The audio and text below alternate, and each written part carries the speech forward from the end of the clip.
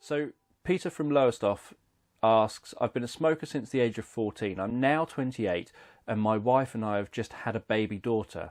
I desperately want to quit smoking for her sake as much as my own. I've tried patches without success. Would hypnosis help? Well, hypnosis can help with people quitting smoking, but hypnosis itself isn't a therapy. Hypnosis is just a tool. It's just something that can be used to help to enhance therapy. So with patches and other nicotine replacement therapies, they keep you having nicotine going into your body. Now, nicotine takes about 48 hours to leave your body. So if you go cold turkey and just stop smoking, then after 48 hours, the nicotine's left your body, and any habit or addiction you've got left is entirely psychological. It's not to do with a craving or anything to do with the actual substance anymore. It's to do with situations. So people smoke for a whole load of different reasons, and where hypnosis helps is it lets you do mental rehearsal of imagining yourself in situations where you would have smoked in the past and imagining them going differently. So imagining them playing out but without you smoking. So it lets you get that practice in. So you can practice over and over again in your mind. For example, waking up, going downstairs, having a coffee, and instead of having a coffee and then a cigarette, you have a coffee and then perhaps open a newspaper and flick through the newspaper for a little bit before you carry on with the day. So it lets you mentally rehearse those things and make it so that when you get to the real situation, so say that was one of your triggers, that you have a cigarette every time you have a coffee, then because you've mentally rehearsed doing it differently, you can then do it differently in real life because you've got a pattern in your brain already for how that is. So I've got a process, Quit Smoking in 7 Days, which you can get on this website. And what that does is it has some hypnosis in it for the mental rehearsal bits, but it also has all the therapy stuff. So it's the therapeutic stuff that's the important stuff. It's addressing your patterns, addressing links that you've formed through your smoking habit with different aspects of your life and unhooking those links. It's also looking at how smoking is perhaps a treatment for something.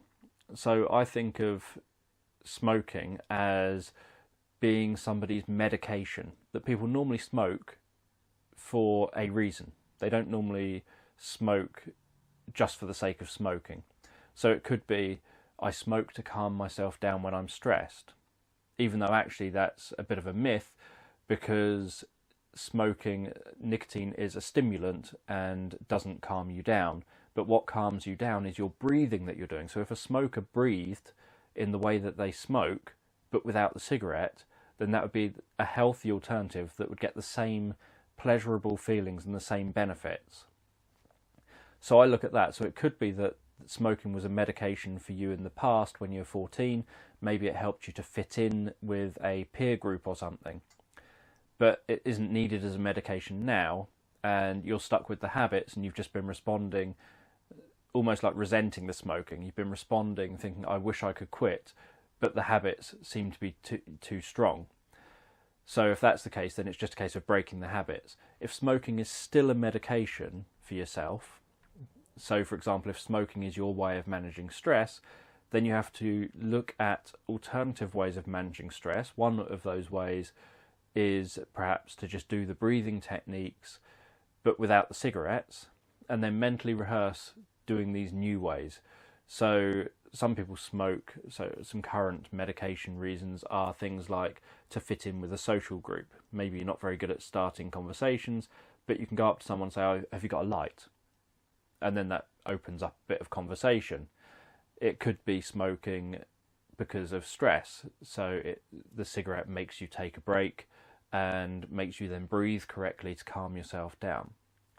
So on my course, you have all these elements of the therapy stuff mixed with the hypnosis, which is mainly around doing mental rehearsal of applying all the therapeutic stuff.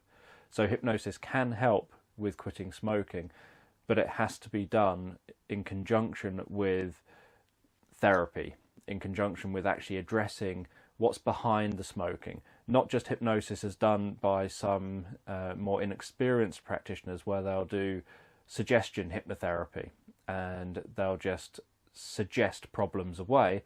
The trouble with that is, you suggest a problem away, you've not actually addressed the root cause of the problem. You've not addressed why the person's got the problem and what needs to change to move the person forward. You've just perhaps said, you've hypnotized them and said, smoking's disgusting, smoking's horrible, smoking makes you feel sick, you don't want to smoke ever again, and you've done all these suggestions to the person. That can sometimes work short term.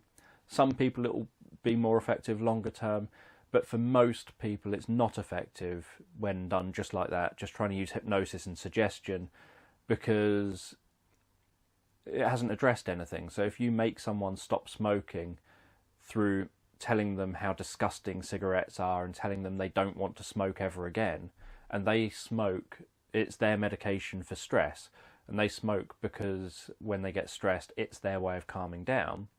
What happens now is they leave the hypnotherapy session, they go back into their real life, and they have that stressful event. They get really tense and don't know what to do, because you haven't actually had them do any therapy around handling the stress. And they then go back to smoking because their brain says, look, I already have a way of dealing with this stress. I know exactly what you need to do. Have a cigarette. And so your brain goes back to what it knows. So then people fail at the quitting because of hypnotherapy, but not because of them, but because actually the proper root cause wasn't addressed of the problem.